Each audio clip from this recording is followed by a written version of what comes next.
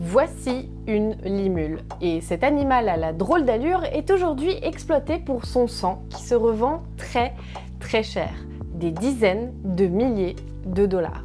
Pour comprendre, intéressons-nous de plus près à l'histoire de cet étrange animal. La limule est bien souvent surnommée le crabe fer à cheval pour sa forme en U. Et pourtant, ce n'est ni un crabe, ni même un crustacé. C'est un arthropode, comme les insectes d'une cinquantaine de centimètres, qu'on dit chélicérés, comme les araignées, les tiques et les scorpions. Car les chélicérés possèdent ce qu'on appelle des chélicères et qui sont des pièces buccales servant de mandibule. Si on retourne une limule sur le dos, on aperçoit alors 6 paires de pattes, 5 étant locomotrices et une paire étant donc des chélicères pour maintenir et broyer ses proies. La limule de limulus qui viendrait du latin et qui signifie qui a les yeux un peu de travers.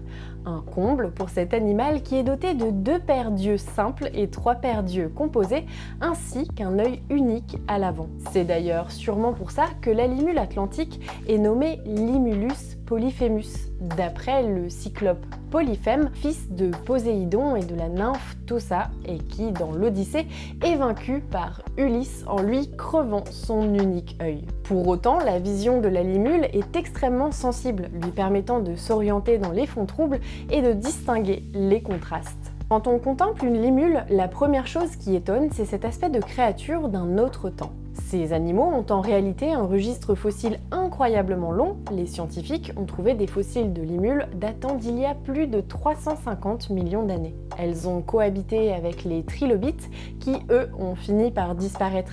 Et le moins qu'on puisse dire, c'est que 350 millions d'années plus tard, leur morphologie n'a en apparence pas drastiquement changé. C'est d'ailleurs pour ça que certains les surnomment même, de manière un peu confuse, des fossiles vivants. Une expression utilisée la toute première fois par Charles Darwin dans l'origine des espèces en 1859, mais qui est par ailleurs aujourd'hui bancale et qu'on utilise pour qualifier des espèces qui ressemblent superficiellement à leurs ancêtres fossilisés alors qu'elles ont bien évolué, et ça sous plein d'aspects depuis tout ce temps. Depuis longtemps donc, la limule fascine par son apparence. La carapace brune et lisse des limules fait songer à une petite armure.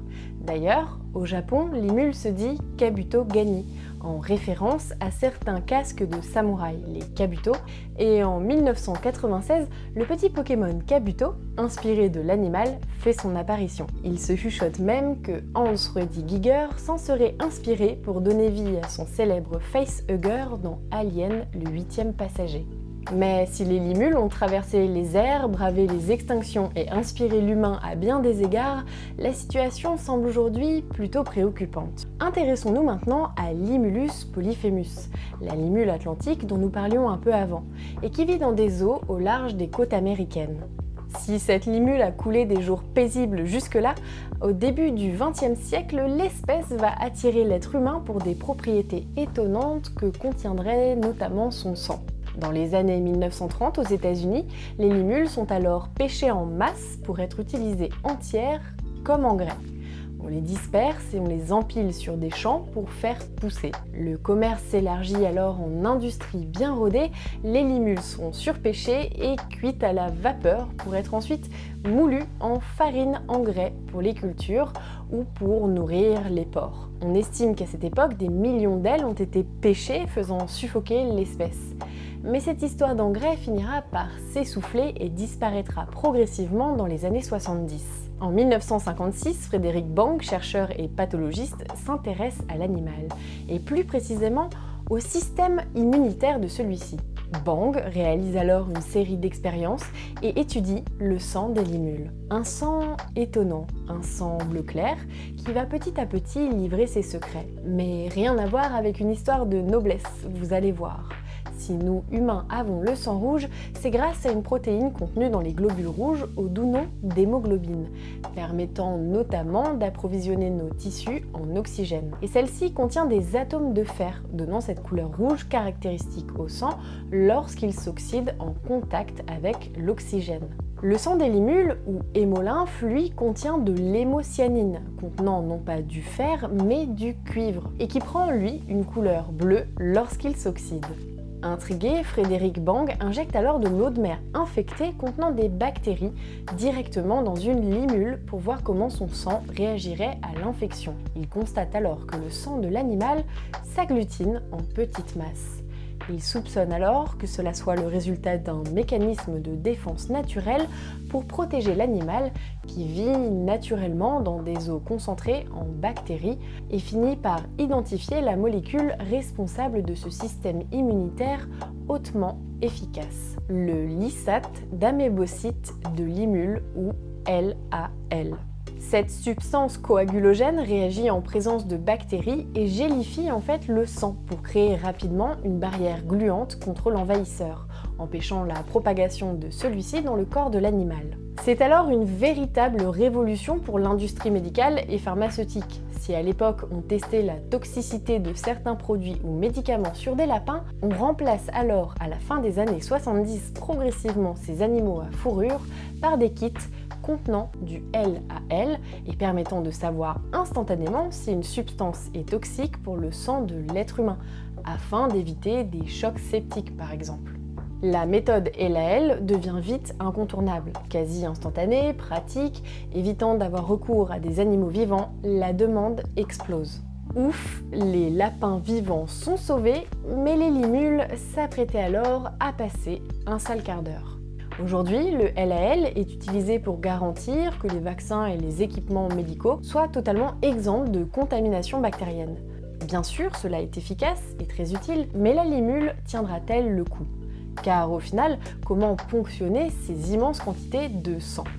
Tout simplement en allant les chercher dans la nature, au sein de populations sauvages. Trop difficile de les élever et de les faire se reproduire en laboratoire, les animaux sont capturés en masse dans l'océan ou sur les plages lorsque les animaux s'y rendent pour s'y reproduire et sont ensuite ramenés en laboratoire. Là, on les maintient vivants, aiguillon caudal vers le haut, pour ponctionner les tissus autour du cœur qui sont riches en sang bleu. On draine alors 30% du sang total de la limule, on marque la carapace pour ne pas la saigner une seconde fois et on la relâche dans l'océan à distance du lieu de ramassage initial pour éviter de la recapturer par la suite. L'ensemble total de ce processus prend entre 24 et 72 heures.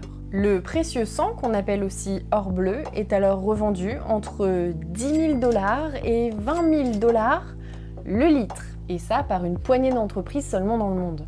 À ce prix, on imagine l'intensité de la pêche qui a été chiffrée à environ 1,5 million de limules par an. Le taux de croissance annuel moyen de cette industrie est estimé à 7,25%, engendrant 231 millions de $ en 2013, 285 millions de $ en 2016 et en 2021, on estime que celui-ci a dépassé les 386 millions de $. Mais vous vous imaginez bien qu'il y a plusieurs hicks. Selon les estimations, entre 10 et 30% des animaux ayant subi une saignée et relâchés meurent dans la foulée. Pire encore, les scientifiques ont mené une étude sur les comportements des limules après saignée et les résultats sont inquiétants. Aux États-Unis, dans les régions où les animaux sont prélevés à des fins biomédicales, les scientifiques ont constaté que les populations de limules montraient un changement étonnant à très court terme de leur comportement et de leur physiologie. Dans cette étude, les scientifiques ont capturé des limules sauvages et mis dans des grands bacs remplis d'eau de mer les animaux pour observer leurs comportements normaux. Une semaine plus tard, ils ont ponctionné du sang à ces animaux, exactement comme dans les laboratoires. Ils ont ensuite placé des accéléromètres sur leur dos pour enregistrer leur vitesse et leur direction après saignée avant de les placer à nouveau dans leur petit bac d'eau de mer. Les chercheurs ont alors découvert qu'environ 2 semaines après la saignée, le comportement des limules différait de celui avant le saignement. Léthargie, déplacement réduit, rythme différent, désorientation, le bilan est médiocre. Les scientifiques se demandent à quel point cela impacte donc les animaux dans la nature, surtout quand ils sont prélevés en période de reproduction, car plus facile à capturer sur le bord de la plage plutôt qu'au large. Malheureusement, vous vous en doutez, ces pratiques mettent à mal l'espèce. Désorientés, les mâles et les femelles pourraient avoir des problèmes pour se reproduire, et les femelles pourraient peiner à pondre par exemple. Sans compter que les pratiques de pêche aux limules sont parfois plutôt limites. Placés sur le pont d'un bateau et exposés à la chaleur, hors de l'eau, les animaux ont des difficultés à respirer et arrivent déjà fatigués et stressés dans les laboratoires. Alors oui, les limules contribuent fortement au développement rapide de médicaments et de vaccins. Mais alors, maintenant que le constat est là, comment faire pour préserver ces animaux, désormais listés comme vulnérables sur le site de l'IUCN? Notre petit cuirassé des mers est en danger. Tachypleus tridentatus, une espèce vivant dans les eaux d'Asie du Sud, aussi prélevée pour son sang, est quant à elle désormais classée en danger d'extinction. Mais il n'y a pas que son sang bleu qui fait de l'œil à l'être humain. Elle est consommée également pour sa chair. On s'en sert d'appât dans la pêche à l'anguille et on l'utilise aussi pour faire de la poudre avec sa carapace pour exploiter la chitine présente dans celle-ci, qui entre en composition dans certains produits cosmétiques, de crème, de pansements pour les grands brûlés ou de lentilles de contact par exemple. Il n'y a pas à dire, elle est bien rentable, la limule. À ça s'ajoutent d'autres menaces comme la destruction de son habitat, les espèces invasives qui prolifèrent, le changement climatique. Le futur de la limule est flou et incertain. Si le tableau semble tout noir, des solutions pourraient pointer le bout de leur nez pour sauver l'animal.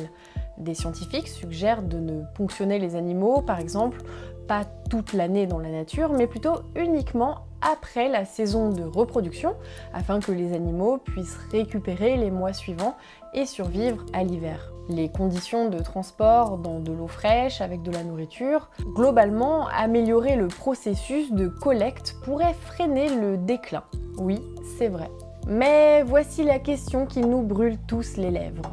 Pourquoi ne pas développer un substitut synthétique au LAL ? Plusieurs scientifiques sont déjà sur le coup et ont déjà même réussi à produire l'enzyme clé de détection bactérienne, le facteur C. En 2003, le premier kit de test facteur C a même vu le jour. Une énorme note d'espoir pour nos limules. Mais malheureusement, peu d'intérêt a été porté à cette alternative pour le moment. Aujourd'hui, la perte progressive des limules porterait atteinte à tout un écosystème côtier. Leurs œufs, par exemple, constituent une source de nourriture essentielle pour les oiseaux des rivages qui font escale sur la côte américaine lors de leur migration. Alors, elle a donné la limule, elle en a sauvé des vies, la limule. Et grâce à elle, dans des périodes de crise, on est capable de développer des vaccins et des médicaments de manière rapide et sûre. Merci, la limule. Et je vous garantis que cet animal est fabuleux et il a aujourd'hui besoin qu'on lui offre une résilience face à l'impact des activités humaines sur ses populations. Afin de la voir encore batifoler sur le bord des plages à se reproduire, à nager bizarrement sur le dos avec ses petites pattes qui gigotent et continuer à contribuer à l'équilibre de tout un écosystème. La limule a traversé les âges jusqu'à nous et on a envie de se dire qu'elle continuera à le faire sans que nous devenions la cause de sa disparition. Chérissons ces petits chélicérés. Merci d'avoir regardé cette vidéo, n'hésitez pas à vous abonner, mettre la cloche, liker, partager, laissez-moi des commentaires. Pour ceux qui le peuvent, je vous mets le lien vers Utip où vous pourrez me faire un don pour soutenir la chaîne. Et moi, je vous dis à très bientôt pour de nouvelles aventures curieuses. Mon chat bouffe des croquettes pendant que je tourne. Et c'est reparti.